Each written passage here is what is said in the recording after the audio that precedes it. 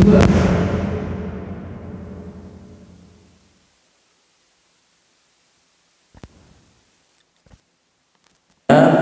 sehingga nanti mudah untuk meraih jannah. Nah, di kesempatan malam hari ini kita akan belajar salah satu perintah Allah Subhanahu wa taala, tuntunan ya, terkait masalah adab. Ya, terkhusus malam hari ini adab antara laki-laki dan perempuan. Ini persoalan yang sejak dulu kala menimbulkan masalah. Maka Islam membahas dari berbagai sisi biar aman antara laki-laki dan perempuan. Karena laki-laki sama perempuan itu nggak bisa temenan, Pak. Ya, laki-laki perempuan kok temenan, mesti lama-lama sayang jadinya, lama-lama jadinya cinta. Makanya nggak ada istilah, oh ini teman saya begitu, nggak ada. Perempuan itu tetap selalu berbahaya kalau dengan laki-laki yang tidak halal baginya. Laki-laki juga bahaya kalau dengan perempuan yang tidak halal baginya. Maka Islam mengatur adab-adab tata kerama gimana biar laki-laki dan perempuan tetap terjaga aman, sehingga nanti kita semuanya tidak jatuh pada perbuatan dosa yang berhubungan dengan lawan jenis kita. Kita bisa melihat hari ini betapa rusaknya Barat, Cina, Jepang, Rusia, ya, entah Eropa, entah Amerika, itu semuanya pergaulan dengan lawan jenis sudah rusak. Bahkan ketika diadakan survei di Amerika, berapa persen sih anak perempuan yang masih gadis dan mempertahankan kegadisannya sampai menikah? Dari semua yang survei yang diadakan nggak sampai 20%, Pak. Jadi orang Amerika itu semuanya, hampir semua pernah zina. Begitu juga di Jepang, apalagi di Korea, Pak. Di Korea itu anak kalau sudah umur 17 itu udah nggak boleh dilarang keluar malam, nggak boleh, Pak. Nah, saya bapaknya begitu. Iya, tapi walaupun kamu bapaknya, tapi ini penduduk negara, dilindungi undang-undang. Anak-anak umur 17 tahun kelayapan sampai pagi, udah boleh minum miras, seks bebas. Itu Korea, Pak. Makanya kita yang umat muslim suruh tinggal ke Korea, yuk geleng-geleng. Ya, mungkin kalau bicara nyari duit bisa jadi kita seneng, tapi kalau bicara akhlak dan moral nggak bakalan cocok iman kita, Pak. Ya, kita akan melihat pemandangan yang sangat mengerikan di jalan-jalan atau di tempat-tempat umum, ya, seperti itu. Jadi disinilah maka Islam ini benar-benar mengatur, mengajari dan juga menata hidup kita biar kita bisa lebih baik. Terkhusus antara laki-laki dan perempuan, supaya kita semuanya bisa menjalani ya hidup yang terbaik. Berarti perempuan laki-laki itu harus dipisah, dijauhin, nggak boleh deket Ustaz kalau belum nikah. Ya enggak juga, makanya kita ikuti aturan. Dulu Bilal waktu sakit itu yang jenguk Aisyah bukan saudara, bukan ipar, bukan apa-apa, Pak. Ya orang lain. Tapi Aisyah menjenguk sambil bertanya, "Wahai Bilal, gimana kabarnya?" Oh, berarti dulu juga antar para sahabat dan sahabiah mereka juga ketemu ngobrol. Iya, iya juga.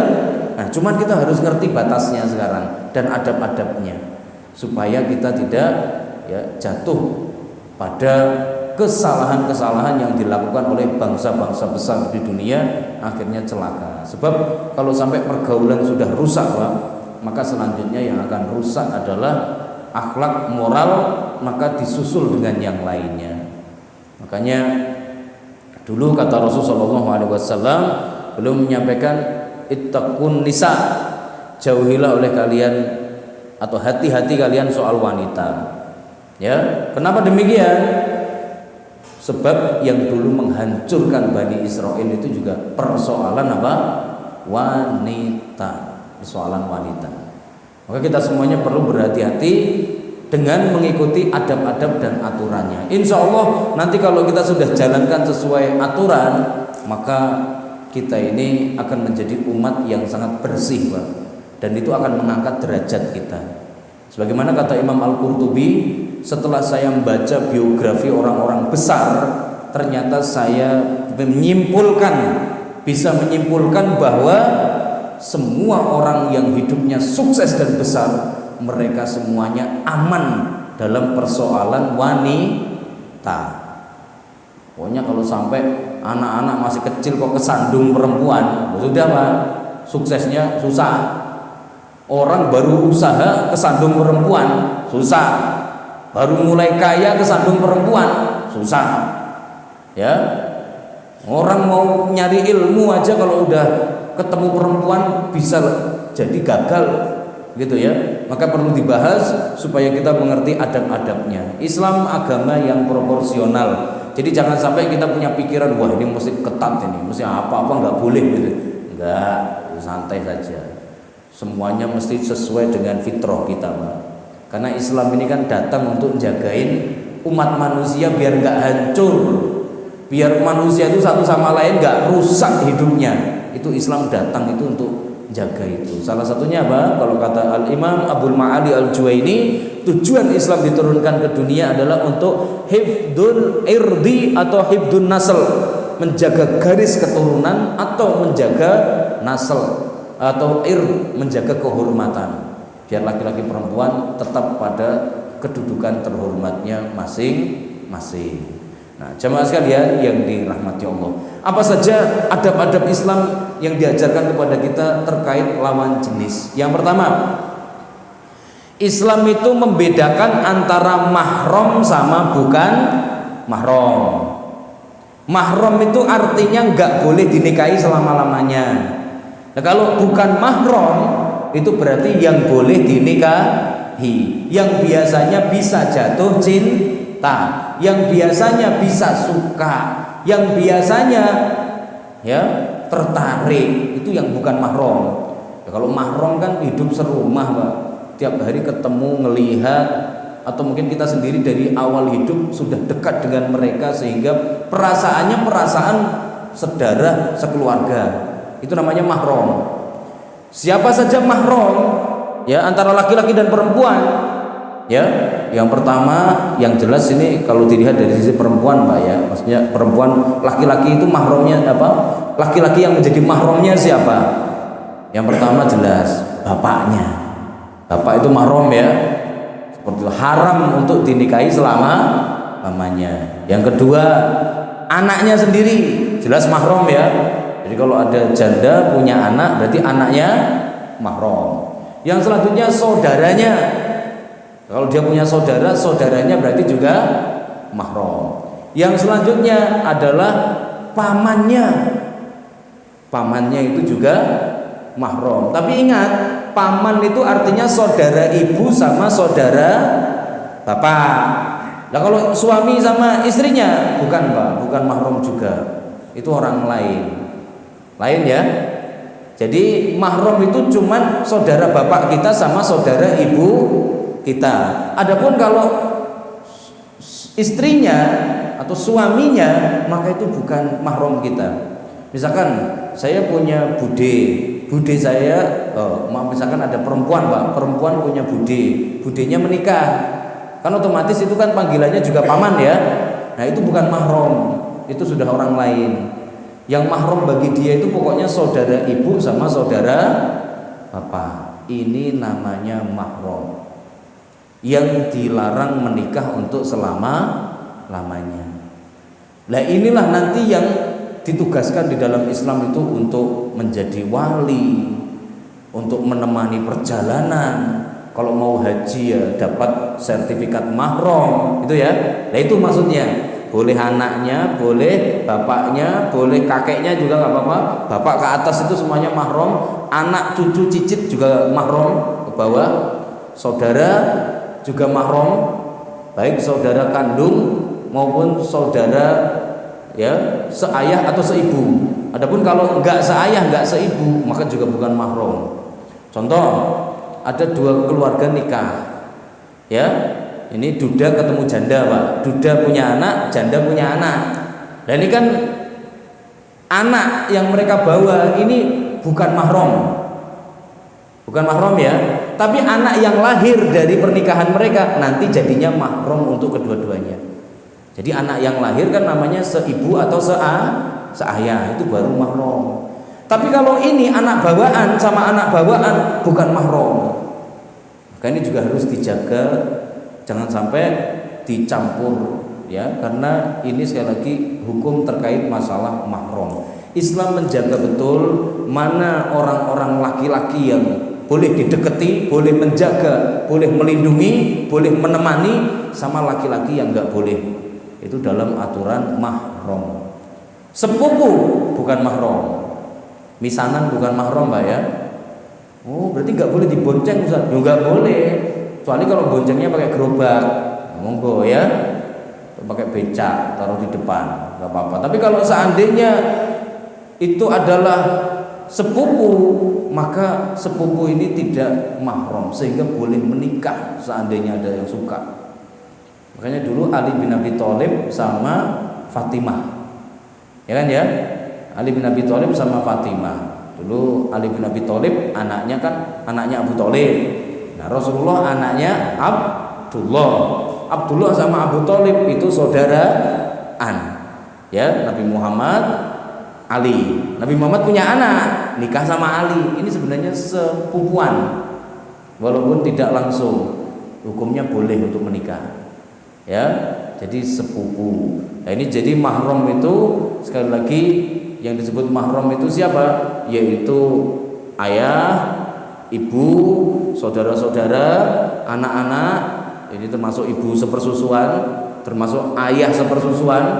Maksudnya kalau ibu sepersusuan kita itu mahram, ya otomatis suaminya ikut jadi mahram, ya. Terus kemudian yang selanjutnya ya, yaitu keponakan atau paman. Nah, ini semuanya namanya apa? Mahram. Islam mengatur sedetail ini supaya kita semuanya tidak melakukan hubungan yang sangat buruk bagi keberlangsungan umat manusia. Ada sebuah kampung, Pak, di perilakunya semuanya nggak bener, Pak. Setelah ditelusuri ternyata dulu menikah dengan sedara. Naudzubillah min dzalik. Zaman Rasulullah dulu ada anak nikahin ibunya sendiri, Pak. Anak nikahin ibunya. Sama Nabi Muhammad, tolong nasihatin, kalau bisa hentikan. Kalau masih ngeyel, ya udah berarti terpaksa kita harus memeranginya.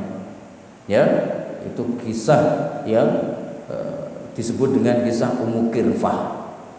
Ya, jadi Islam ini melarang keras pernikahan sedara seperti itu. Yang lebih bagus nikah itu yang jauh, makin jauh makin bagus. Tapi kalau bisa jangan juga keluar dari dari tradisi dan suku kita.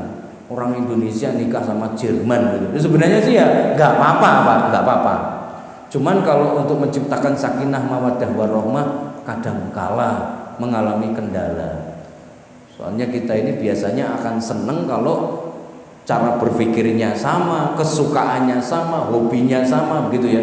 Ibaratnya gara-gara sama-sama orang Padang, ya kan otomatis kesukaannya sama, Pak. Ya, suka pedes, minyak-minyak, santen-santen, bumbunya medok, itu cocok. Itu nanti kalau ketemu orang Solo, semuanya diguyur gula, Pak, manis semuanya, begitu ya. Ya bingung orang Padang. Ya, ini wah sambelnya enak, manis ternyata. Wah ini sayurnya pasti enak, manis juga ternyata, Pak. Ya, karena ada perbedaan. Maka sebaiknya kalau kita menikah dengan orang-orang yang kita tahu itu tradisinya sama, atau kita sudah paham tradisinya sehingga kita bisa mungkin barangkali nanti untuk memperbaiki. Nabi Muhammad, beliau itu kalau menikah dulu mesti milihnya orang Mekah sendiri, Pak, muhajirin. Kenapa, Pak? Beliau nggak biasa ngadepin orang Madinah, apalagi wanita Madinah. Makanya Nabi Muhammad pernah ditanya, wahai Rasulullah, kenapa nggak nikah sama wanita Ansor? Cakep-cakep kan, begitu ya. Iya sih, tapi wanita Ansor itu cemburuan buta. Wanita Ansor itu cemburuan banget. Saya punya istri wanita Ansor satu aja paling udah kelepek-kelepek saya, udah nggak bisa berkutik saya. Tapi kalau wanita Muhajirin itu sudah biasa di madu 4, di madu ini Sehingga Nabi Muhammad tidak mencari istri dari Ansor karena beliau nggak biasa Pak ngadepin perempuan rewel, ya, ngadepin perempuan ngomel, nggak biasa Nabi Muhammad. Beliau ngadepin perempuan cemburuan juga nggak biasa. Makanya beliau nyari aman, yang beliau nikahin itu hampir semuanya adalah orang-orang dari muhajirin semua. Ketika ditawarin orang Madinah asli, beliau malah nggak usah, ya. Seperti itu. Jadi ini menandakan bahwa menikah itu untuk mencari maslahat, maka carilah yang tenang. Itu nikah sama manusia aja begitu. Apalagi kalau sampai orang nikah sama jin, ya tambah Pak, lebih susah lagi menyatukan. Apa ada begitu? Ya kalau di dalam kitab-kitab fikih dibahas, ya, bahwa manusia itu bisa saja menikah sama jin. Hukumnya bagaimana? Ya, Imam As-Suyuti di dalam kitab beliau Al-Asbah wan Nadhair tentang ahkamul jan, hukum jin, hukum-hukum fikih terkait bangsa jin, maka belum membahas masalah itu. Para ulama ada yang menyatakan boleh, ada yang mengatakan haram menikah dengan jenis yang bukan manusia. Karena Allah Subhanahu wa taala berfirman, "Wa min ayatihi an khalaqalakum min anfusikum." Dan di antara tanda kekuasaan Allah, Allah ciptakan istri buat kalian dari jenis kalian. Sehingga kalau bukan jenis kita nggak boleh. Soalnya ada rumor di dalam kitab-kitab tafsir bahwa Bilqis itu adalah hasil dari perkawinan manusia sama jin. Lalu lahirlah Bilqis. Ya. Sehingga Nabi Sulaiman dulu ketika mau membongkar jati diri Bilqis, itu caranya apa Pak? Lantainya Nabi Sulaiman dibuat warnanya kayak kaca seperti air, sehingga Bilqis pas masuk ke dalam kerajaan itu ngapain? Jadi celananya disingkap. Dari situlah akhirnya ketahuan kakinya ternyata berbulu seperti serigala. Ya, dari situlah akhirnya semuanya tahu, oh ini bukan orang.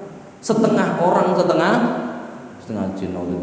Ya, jadi begitu alkisahnya. Tapi untuk di agama Islam dilarang dan tidak diperbolehkan untuk menikah dengan bangsa jin, baik jin Muslim maupun jin kafir. Kita menikah dengan sesama kita, ya, yaitu sesama manusia. Insya Allah manusia nggak habis kok Pak. Bahkan kata Nabi Muhammad, nanti sebelum kiamat terjadi jumlah perempuan itu 50:1. Sehingga pada waktu itu satu orang laki-laki itu nanti akan punya istri sampai 8 Pak. Zaman itu saking banyaknya perempuan. Ya, sehingga apa yang terjadi apa?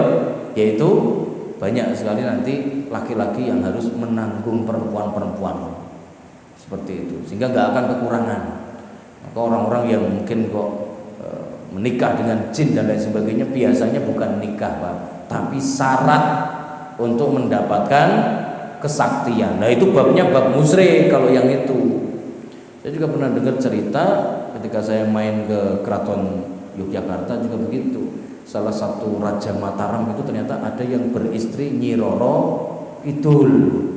Serem juga ya, seperti itu. Nah itulah fakta-fakta. Yang jelas manusia akan nyaman kalau ketemu manusia. Sebab setan itu bentuk aslinya sangat-sangat serem Pak. Punya ekor, punya tanduk. Setan itu punya ekor, punya tanduk. Ya, kemudian badannya berbulu. Kalau kata Rasulullah ada 3 model. Ada yang berbentuk ular, ada yang berbentuk binatang buas, ada yang berbentuk ikan, ada yang berbentuk burung. Itu bentuknya asli jin. Gitu ya. Nah, makanya kita semuanya kalau melihat ada jin kok cakep Pak, itu udah di make up Pak. Ya, habis nyalon, tapi di bangsa jin sana. Kalau yang asli nggak ada jin cakep itu nggak ada. Ya, Allah Subhanahu wa taala telah memuliakan manusia dengan wajah fi ahsani taqwim. Jadi kalau sampai ketipu bangsa jin ada yang cakep juga begitu, itu sedang make upan. Jadi jangan ketipu, Ya, bangsa jin make upnya udah keren dari dulu. Mereka bisa menjelma jadi apa saja. Nah, jamaah sekalian, yang kedua, hukum yang membatasi laki-laki perempuan, ya, yaitu persoalan aurat. Jelas ya? Hanya Islam Pak yang ngajarin bab aurat, nggak ada agama lain peduli aurat. Ya, yang pertama bab mahram. Yang kedua dibatasi lagi, ada yang namanya aurat. Kalau laki-laki auratnya antara pusar sampai lutut, ini doang Pak yang wajib ditutup, yang lainnya sunnah. Kalau perempuan semua tubuhnya aurat kecuali tangan sama muka sama telapak tangan. Ya, ini babnya bab aurat. Seperti itu ya. Nah, Al-Imam As-Suyuti menjelaskan mengenai hukum-hukum terkait masalah aurat. Ini supaya kita juga mengerti, ya. Perempuan itu boleh buka-bukaan sampai seberapa Pak di hadapan laki-laki. Itu nanti mengikuti hukum syariat. Yang pertama, kalau di depan mahram, berarti di depan bapaknya, saudaranya, anaknya itu ya. Perempuan boleh menampakkan aurat yang berupa aurat-aurat kecil, adapun aurat besar dilarang. Aurat besar itu antara leher sampai lutut, ini aurat besar Pak. Jadi perempuan itu walaupun sama mahram tetap maksimal dari lutut sampai leher. Ya. Jadi ini tetap harus tertutup. Itu kalau sama mahram sendiri. Ya. Jadi walaupun di dalam rumah tetap pakai bajunya minimal segini. Kalau mau ditambahin silahkan. Ya, yang kedua, kalau wanita dengan sesama wanita, maka auratnya sama kayak mahram. Perempuan kalau sesama perempuan nggak ada laki-lakinya Pak di dalam, boleh dari leher sampai lutut. Jadi nggak pakai jilbab nggak apa-apa, sesama ibu-ibu nggak apa-apa. Jadi kalau ibu-ibu misalkan punya ruangan sendiri mau senam, ya senam sesama mereka, boleh apa enggak? Boleh. Buka jilbab boleh? Boleh. Kan sesama perempuan. Ya beda hukumnya antara laki-laki sama perempuan lain. Begitu ya. Nah, kemudian yang selanjutnya, bagaimana kalau dengan ajnabi, laki-laki yang bukan mahram? Maka auratnya bagi perempuan itu seluruh tubuh kecuali wajah sama telapak tangan. Kalau yang ini boleh kelihatan. Pokoknya untuk telapak tangan sampai sini doang ya, sampai sini doang. Kemudian apa? Kemudian wajah. Itu kalau ketemu yang bukan mahram. Berarti kalau mau keluar rumah wajib pakai jilbab. Wajib pakai jilbab. Seperti itu ya. Soalnya keluar rumah. Berarti kalau istri saya di rumah terus, nggak usah pakai jilbab, nggak apa-apa. Di dalam rumah kan isinya mahram. Ya. Jadi makanya salah juga kalau seandainya wah nanti kalau jadi wanita muslimah udah hijrah, wah harus pakai jilbab terus, ribet begitu ya. Ya lihat-lihat mau ketemu siapa. Kalau ketemu mahram sendiri nggak usah pakai jilbab, nggak apa-apa. Ya. Nah kemudian yang selanjutnya, ada saatnya perempuan udah nggak ada hukum aurat Pak, mau buka semuanya boleh. Yaitu kalau sama suami. Nah ini udah nggak ada aurat. Ya, ini mau nggak pakai sama sekali, selembar kain pun juga nggak apa-apa. Ini jadi makanya udah nggak ada hukum aurat udah. Nah, ibu-ibu kadang kebalik, kalau sama suaminya rapet banget, begitu ya. Tapi kalau mau main kemana-mana malah pada dibuka ventilasinya ya. Nah ini berarti hukumnya nggak paham. Jadi kalau sama suami nggak ada aurat. Nabi Muhammad sama Aisyah mandi bareng dalam satu ember biasa. Begitu ya, nggak ada istilah aurat-aurat lagi, udah nggak ada lagi istilah malu-malu kalau sama suami dengan istri. Tapi nanti begitu ketemu saudara, udah aurat yang besar, yaitu antara paha sampai leher harus ditutup. Ketemu sama laki-laki yang bukan mahram, sekujur tubuh kecuali wajah dan telapak tangan. Nah begitu ya, jadi proporsional kan ya. Sebab yang biasanya ngincer seorang wanita yaitu ya laki-laki yang bukan mahram. Yang biasanya naksir itu ya begitu. Yang biasanya suka ya itu. Makanya Islam membatasi biar kelihatan apa yang boleh dilihat. Kata Imam Al-Qurtubi, kenapa wajah sama tangan dibolehkan untuk dibuka? Sebab kalau ditutup maka akan menyusahkan wanita. Gitu ya. Sebab kalau sampai muka ini ditutup, ya, nanti akan menyulitkan wanita itu sendiri. Makanya sama Islam diberi, ya, rukhsah, keringanan untuk membuka wajah. Biar apa? Biar nanti bisa menjalankan aktivitas hidup dengan normal, gitu ya, dengan normal. Tapi kalau misalkan mau ditutup, Ustaz, zaman sekarang pada pakai cadar begitu, ya itu terserah. Kan wajibnya kan yang penting pokoknya sekujur tubuh, yang nggak wajib itu muka sama ini. Kalau mau diterusin mau ketutupan semua ya boleh, itu sesuai tradisi aja Pak, tradisi aja. Ya kalau di Afghanistan itu perempuan benar-benar tertutup sekujur tubuh, itu punya bagian depan Pak masih dikasih pakai kain seruti Pak, sehingga benar-benar dari depan itu nggak kelihatan sama sekali, matanya pun nggak. Tapi itu tradisi dari Afghanistan dengan memakai burqa. Ya, kalau di Saudi Arabia mata masih kelihatan. Ya, kalau di Mesir maka biasanya muka semuanya kelihatan. Ya, kalau di daerah Maroko biasanya mereka semuanya juga tidak pakai cadar. Sebab kata Imam Malik memakai cadar hukumnya makruh. Ya, bagi Imam Malik hukumnya makruh, dan mazhab Maliki itu arahnya ke barat Pak. Ya, tidak ke timur. Nah, untuk Indonesia karena madhab Syafi'i maka kita semuanya ya mengikuti hukum. Kalau mau pakai cadar, ulama Syafi'i ada yang mengatakan wajib, ada yang mengatakan sunnah, ada juga yang mengatakan mubah, boleh-boleh saja. Ya, tapi kalau yang di barat hampir semua orang Maroko nggak pakai cadar karena madhab Maliki menyatakan pakai cadar hukumnya makruh. Itu perbedaan dari para ulama yang mereka simpulkan dari dasar-dasar hukum Islam. Jadi kita sendiri bisa nerima aja semuanya Pak, nggak masalah. Ya, intinya kalau ada orang mau pakai cadar, monggo. Nggak pakai cadar nggak apa-apa. Yang nggak boleh nggak pakai baju pokoknya ya. Nah, itu baru harus kita lawan yang seperti itu Pak ya. Seperti itu. Jadi ini yang harus kita persoalkan. Ya, kalau untuk masalah aksesoris kayak tadi itu kesukaan masing-masing aja. Nah kemudian yang selanjutnya adab-adab laki-laki perempuan dibahas lagi oleh Islam, yaitu dilarang memandang lawan jenis. Ya, suatu ketika Al-Fadl Ibn Abbas bersama Rasulullah lagi nuntun unta. Tiba-tiba ada ibu-ibu pas lagi jamaah haji nanya, wahai Rasulullah, saya mau nanya begitu. Nah Fadl Ibn Abbas ini ngeliatin ibu-ibu ini, ngeliatin perempuan ini gak kedip Pak. Maka Rasulullah SAW akhirnya memegang kepalanya gini, belok gitu ya, diputer Pak. La tudbi'in nadrah bin nadrah fa inna lakal ula wa laysat lakal akhirah. Nah, kalau kamu melihat sesuatu itu jangan diterusin. Yang pertama tadi nggak apa-apa, namanya nggak sengaja. Tapi yang kedua, ketiga, keempat itu berarti sudah nafsu. Ya, an-nadru sahmun min sihami iblis. Kata Rasulullah, pandangan mata itu merupakan panah iblis.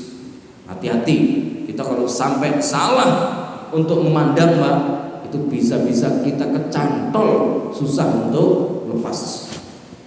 Makanya dalam Islam surat An-Nur ayat yang ke-30, wa kullil mu'minin wa kullil mu'minat, katakan pada laki-laki maupun perempuan yang punya iman, yaghuddu min absarihim aw yaghuddna min absarihim, suruh mereka untuk menundukkan pandangan. Jadi kita kalau sama perempuan, cara berbicara kita adalah nunduk. Ya, orangnya biarkan ngomong, kita nunduk. Ya. Jadi adabnya begitu Pak. Kalau harus bicara, harus ngomong begitu. Ya. Berarti nggak boleh Ustaz cuci mata. Ya nggak boleh, cuci muka boleh ya. Cuci mata begitu nggak boleh dalam Islam. Itu ngumpulin dosa Pak. Kita hanya boleh kalau nggak sengaja masalahnya. Ya. Kalau seandainya kita malah sengaja nyari objek untuk dilihat, berarti kita telah melakukan pelanggaran terhadap lawan jenis. Ya, hukum terkait masalah lawan jenis. Maka dijaga baik-baik. Ya. Kata Ibnu Qayyim al-Jauziyah, barang siapa man ghadda basarahu lillah, berdasarkan hadis garis, barang siapa yang menundukkan pandangannya amma harramahullah, yang bisa menundukkan pandangan sehingga tidak melihat apa yang tidak halal, maka Allah akan berikan dalam hatinya rasa manis jadi seorang muslim, manisnya keimanan. Ini ya, jadi kita jaga bersama-sama. Jadi kalau ngomong sama ibu-ibu, pastikan bahwa kita nunduk. Ini adabnya. Seperti itu. Ya. Jadi suatu ketika ini ya, jadi intinya pokoknya dilarang untuk memandang. Ya, dan kita harus mengajarin anak istri kita untuk mengerti bab ini. Ya. Pokoknya jangan sampai ada laki-laki, baik laki-laki beneran ataupun sekedar suaranya, sedangkan kita ini masih membuka aurat. Di dalam hadis disebutkan bahwa suatu ketika Aisyah sama Asma lagi di rumah. Waktu itu dua-duanya nggak pakai jilbab, ya. Terus masuk rumah lah Abdullah ibnu Umi Maktum, orang buta, masuk rumah.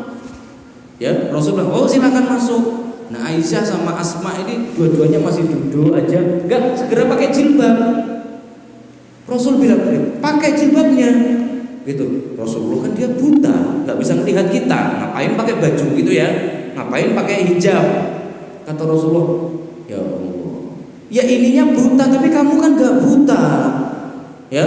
Jadi artinya begini Pak, oh berarti walaupun laki-laki itu nggak melihat kita, kalau di situ ada laki-laki, perempuan wajib pakai hijab.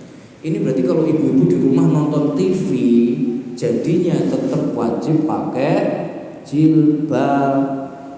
Karena di situ ada siapa? Laki-laki walaupun bukan orang. Ya tadi contohnya Abdullah bin Umi Maktum yang buta, yang nggak bisa melihat saja, perempuan tetap harus menjaga apa Pak? Menjaga aurat. Begitu juga kalau di rumah, ibu-ibu barangkali lagi nonton TV kok, ya di situ tentunya ada laki-laki, berarti ibu-ibu tetap wajib pakai jilbab. Kecuali kalau TV-nya isinya perempuan semua Pak. Bebas, sudah ya, nggak pakai jilbab nggak apa-apa. Ya, ngelihat HP begitu. Jangan sampai kebiasaan ada laki-laki di TV atau apa, di rumah nggak pakai jilbab, nggak pakai apa-apa. Ya, ini walaupun secara hukum syar'i mungkin tidak haram, tapi kalau kita lihat dari dampaknya sangat buruk Pak. Terbiasa seakan-akan dilihat oleh laki-laki lain, keberadaan laki-laki itu tidak membuatnya jadi malu. Ya, tadi afa'am yawani antuma, apa kalian berdua ini buta? Kalian kan nggak buta, yang buta kan dia. Tetap pakai jilbab. Rasul menyuruhnya seperti itu. Jadi ada syariat dalam Islam yang namanya ghadul basar. Ya, menundukkan pandangan. Dari siapa? Dari yang bukan mahram. Kalau sama mahram sendiri ya nggak usah nunduk Pak. Kalau kita kebalik, dimarahin ibunya, nunduk banget begini Pak ya. Nggak usah, kalau sama ibu ya dengerin, lihat. Ya, nah kalau sama perempuan yang bukan mahram baru nunduk. Gitu. Ya, jangan sampai apa? Bolak-balik hukumnya. Nah kemudian yang selanjutnya, hukum terkait laki-laki perempuan, masalah adab. Dilarang untuk campur baur laki-laki perempuan. Ya, laki-laki masuk ke kerumunan perempuan nggak boleh. Perempuan masuk di kerumunan laki-laki juga nggak boleh. Bapak-bapak, kalau misalkan disuruh istrinya beli sayur, kalau di situ lagi banyak ibu-ibu, tolong jangan terpaksa ngeringsek masuk Pak ya, jangan. Ya, Nabi Muhammad SAW, beliau ketika sedang Mi'raj ya di langit, lalu kemudian beliau diajak berkunjung ke neraka. Pada waktu itu Nabi Muhammad melihat ada wanita-wanita yang sedang digantung di neraka, tapi yang digantung itu dicantolkan, ya maaf, dicantolkan ke payudaranya, dicantolin ke atas, lalu kemudian disiksa sambil menjerit-jerit. Rasul sampai ini orang apa? Serem banget. Ya, maka Jibril menjelaskan, ulaika alladziina yadkhulna 'ala rijal. Ini wanita-wanita dulu yang suka nyampur sama kalangan laki-laki. Maka tolong kita semuanya jangan sampai nyampur Ya, nyampur itu kalau tempatnya sempit, tapi kalau tempatnya lebar nggak apa-apa. Jadi kalau misalkan alun-alun itu kan laki-laki perempuan kan juga campur ya, tapi kan tempatnya sangat luas, orangnya sedikit, berarti nggak nyampur itu namanya, Pak. Itu kepentingan sendiri-sendiri. Misalkan CFD laki-laki perempuan ya kan begitu ya. Tapi karena jalan raya itu luas, namanya bukan ikhtilat, bukan nyampur, gitu ya. Disebut nyampur kalau tempatnya kecil dan orangnya banyak, sehingga berpotensi untuk pepet-pepetan, senggol-senggolan. Itu yang dilarang. Makanya kita dalam Islam diajarin betul ya, bapak-bapak kalau di situ isinya ibu-ibu semua jangan masuk, Pak. Seperti itu ya. Kalau terpaksa mau ngomong ya dari jauh. Ibu-ibu juga begitu, kalau itu isinya semuanya bapak-bapak jangan juga masuk. Ibu-ibu belanja ke toko akik, isinya bapak-bapak semua, ini nggak boleh. Sama bapak-bapak ke tempat belanjaan, ibu-ibu semua, ya jangan juga. Ya, seperti itu. Kecuali kalau udah nggak ada orang, baru silakan mendekat untuk membeli, begitu ya. Jadi ini kita sudah dikasih aturan seperti dalam Islam supaya tidak terjadi hal-hal yang tidak diinginkan. Naudzubillah, kita perhatikan banyak sekali, Pak, efek negatif daripada laki-laki perempuan campur baur. Apalagi di zaman ketika moral semakin merosot kayak sekarang. KRL itu sudah berapa ratus kali kasus, Pak ya. Laki-laki yang sengaja mepet-mepet dan melakukan tindakan asusila. Ya. Kenapa? Kebiasaan. Jangan pernah ya tentunya naik kalau yang jurusan pokoknya arah Bekasi Timur, Tambun, Cibitung, Pak, sampai Cikarang itu, masya Allah, itu kadang kalau yang naik itu full orang, laki-laki perempuan, empet-empetan. Yang seperti itu dilarang. Tapi nggak nyampe rumah. Nah itulah konsekuensinya ketika kita pakai kendaraan umum, ya kita perhatikanlah adab-adab yang dituntunkan syariat. Ya, kalau perempuan nekat mau di tempat gerbong perempuan sendiri, muat sedikit, akhirnya mereka ke tempatnya laki-laki, sehingga dari situlah terjadi berbagai macam hal yang tidak baik. Apalagi di zaman seperti sekarang, ketika manusia itu tontonannya sudah tidak bisa dikendalikan, ya kan ya. Coba gini, Pak, kita bisa melihat tontonan itu pengaruh ke hidup kita loh, Pak.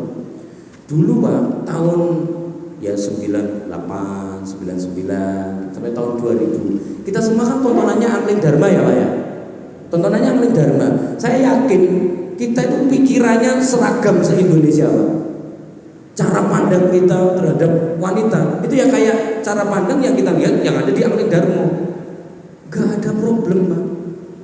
Karena tontonan kita seragam. Ya. Ibaratnya zaman itu yang kita kenal mak lampir, ya pikiran kita semuanya mak lampir. Di situ nggak ada. Orang zaman sekarang nonton itu bebas, ya. Yang suka nonton drakor, cara berpikirnya ala drakor. Yang suka nonton film-film anime Jepang, cara berpikirnya ya kayak pemikirannya orang Jepang. Yang suka nonton film-filmnya Hollywood, ya cara berpikirnya kayak orang Amerika. Begitu juga yang nonton film-film kotor dan rusak, itu juga yang cara berpikirnya. Itu mengerikannya di situ. Zaman dulu nggak bisa sebebas itu kita, sehingga makanya zaman dulu itu aman. Anak laki-laki, perempuan bermain bersama pun juga nggak apa-apa, Bu. Ya, karena yang ditonton Doraemon, coba. Nobita sama Shizuka kan ya suka-sukaan, tapi kan cuman ya suka-sukaan doang, tapi nggak pernah sampai melakukan tindakan asusila kan ya. Coba kalau sekarang, ya nggak bisa tontonan anak sekarang itu apa, gitu ya. Jadi berbeda sekali zaman dulu sama zaman sekarang. Anak-anak tahun 90-an ya, 91 sampai tahun 2000 itu kan tontonannya Power Rangers, ya Ultraman kan begitu ya. Ya pokoknya kemana-mana paling semuanya pengen jadi superhero, pengen jadi pahlawan. Tapi nggak ada satupun yang pengen pacaran, karena di Ultraman nggak ada pacaran. Itu tontonan itu pengaruhnya mengerikan. Nah, maka dari itulah barakallahu, ketika perempuan hari ini tidak mau mengikuti dan mentaati adab-adab syariat, ya takutnya jatuh pada ya, hal-hal yang merugikan mereka sendiri. Yang rugi bukan siapa-siapa, tapi perempuan sendiri. Kemudian yang selanjutnya, barakallahu fikum, adab yang diatur lagi oleh syariat, perempuan ini dilarang yang namanya tabarruj. Ya, laki-laki maupun perempuan sama aja dilarang tabarruj. Tabarruj itu dandan kelewatan, menor bahasa kita, Pak. Ya. Jadi kalau perempuan keluar rumah pakai lipstik, begitu ya, jilbabnya ketat, bajunya ketat, parfumnya ngebul, nah itu namanya tabarruj. Ya, wala tabarrujna tabarrujal jahiliyatil ula. Di surat Al-Ahzab Allah berfirman, dan janganlah kalian wahai kaum wanita bertabarruj, yaitu dandan menor seperti orang-orang zaman jahiliyah. Makanya parfumnya perempuan diatur dalam syariat. Perempuan itu parfumnya warnanya tajam, baunya kalem. Kalau laki-laki warnanya kalem, baunya tajam. Jadi jenengan nggak apa-apa, Pak. Kayak misalkan menyan boleh kalau seandainya mau begitu, baunya walaupun masih sekilo udah kecium nggak apa-apa kalau laki. Tapi kalau perempuan nggak boleh, parfumnya perempuan itu baunya harus yang kalem untuk menghilangkan bau badan doang, Pak. Ya, menghilangkan bau badan. Kalau laki-laki benar-benar untuk mewangikan badan. Makanya kata Jabir bin Abdullah, masyamamtu raihatan qattun ahsanu min raihati Rasulillah. Saya tidak pernah mencium bau yang lebih harum melebihi bau Rasulullah. Bahkan disebutkan Rasulullah itu ketika datang belum nyampe itu bau wanginya udah kecium, Pak. Itu parfumnya Nabi. Ya, adapun kalau wanita wal yakhrujna tafilat, hendaknya mereka keluar rumah enggak usah pakai parfum yang menyengat. Pakai aja pokoknya parfum untuk ngilangin bau dan itu doang aja. Yang penting nggak asem, nggak apek, gitu doang aja, Pak. Itu targetnya. Sebab kalau yang wangi itu perempuan, itu godaannya jauh lebih besar. Gitu loh ya. Sebab laki-laki itu akan mudah untuk menyerap dan memikirkan hal yang negatif saat mencium aroma wangi dari wanita. Makanya kata Rasulullah, idza kharajatil mar'atu mustaqtiratan, apabila seorang perempuan keluar rumah sambil memakai minyak wangi, liyajida rihaha ar-rijal, supaya bau wanginya kecium oleh laki-laki, fahiya zaniyah, maka dia dihukumi seperti, seperti pelacur. Kalau sampai sengaja pakai wangi-wangian biar kecium laki-laki. Jadi tolong dicek, dikontrol anaknya yang perempuan pakai parfumnya apa. Ya, kalau parfumnya ini cuman anti bau ketiak boleh. Ya, untuk pembersih penyegar boleh. Ya, ini cuma untuk menghilangkan bau ya keringat, boleh, nggak apa-apa itu. Tapi kalau yang baunya itu bikin ya lala begitu ya, bikin orang yang mencium itu jadi melayang-layang pikirannya, maka itu yang dilarang. Tolong itu dijaga baik-baik, jangan sampai anak istri kita besok menjadi pertanyaan berat buat kita. Ya, seperti itu. Nah, ibu-ibu baru boleh pakai minyak sewangi-wanginya kalau sudah ketemu bapaknya. Jadi kalau suami pulang kerja, silakan ibu-ibu pakai yang sewangi-wanginya, nggak apa-apa. Ya, beli parfum yang banyak, pakai semuanya. Biar suaminya yang tertarik, biar suaminya yang mendekat, biar suaminya yang kalau punya pikiran aneh-aneh bisa dilampiaskan. Jangan sampai yang bukan halal, gitu ya. Nah, kemudian yang selanjutnya, apalagi yang dilarang oleh syariat antara laki-laki dan perempuan, yaitu kholwat, yaitu berduaan. Laki-laki perempuan itu nggak boleh hukumnya. Berduaan itu bisa satu tempat, bisa juga berduaan secara pikiran, bisa juga berduaan secara waktu. Kalau Kalau berduaan secara pikiran itu misalkan sana mikirin sini, sini mikirin sana, itu kholwat juga Pak. Tapi nggak ada hukumnya, karena cuma ada di apa? Pikiran, ngabisin waktu, paling cuma mengganggu hidup yang normal aja. Yang kedua, lewat pembicaraan. Kalau zaman dulu surat-suratan, sekarang berubah jadi apa? Jadi SMS-an, WA-an. Yang seperti ini hukumnya sama. Di situ kholwat.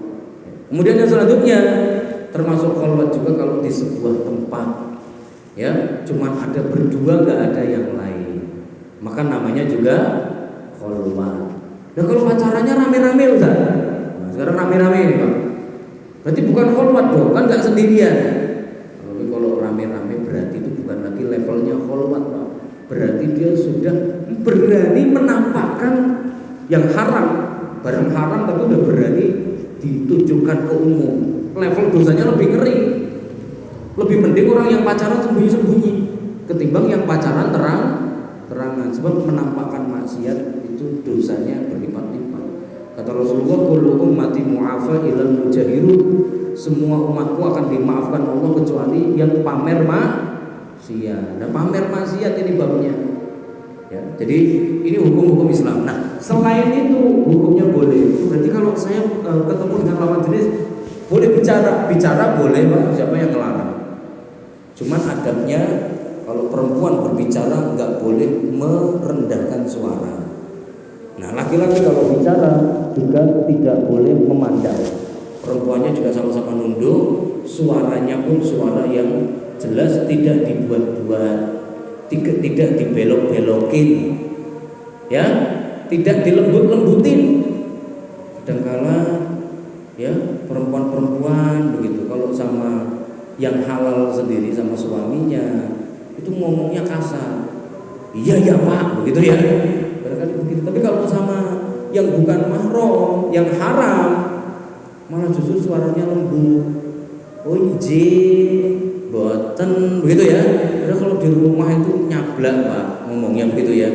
Lah ini kebalik berarti adabnya. Allah a'lam bishawab. Nah inilah usaha Islam untuk memagari laki-laki dan perempuan biar tetap bersih, suci, aman. Kalau kita mau mentaati aturan-aturan ini, insya Allah maslahat yang akan kita dapatkan apa Pak? Laki-laki dan perempuan tetap terjaga sehingga nanti ya akan lahir generasi-generasi yang benar-benar ya penuh barokah karena lahir dari sebuah ya hubungan yang suci antara laki-laki dan perempuan. Tapi kalau hubungan ini kacau, laki-laki perempuan tidak bisa dikendalikan, maka kehancuran sebuah negeri sudah di depan mata. Alhamdulillah, alhamdulillah. Allah a'lam. Barakallahu fikum. Mungkin demikian yang kita bahas, mudah-mudahan bermanfaat. Akhir da'wana alhamdulillahirabbil alamin. Subhanakallahumma wa bihamdika asyhadu an la ilaha illa anta astaghfiruka wa atubu ilaik. Assalamualaikum warahmatullahi wabarakatuh.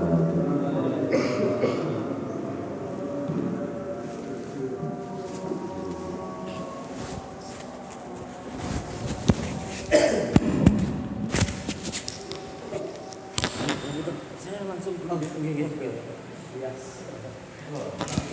Betul, Ustaz.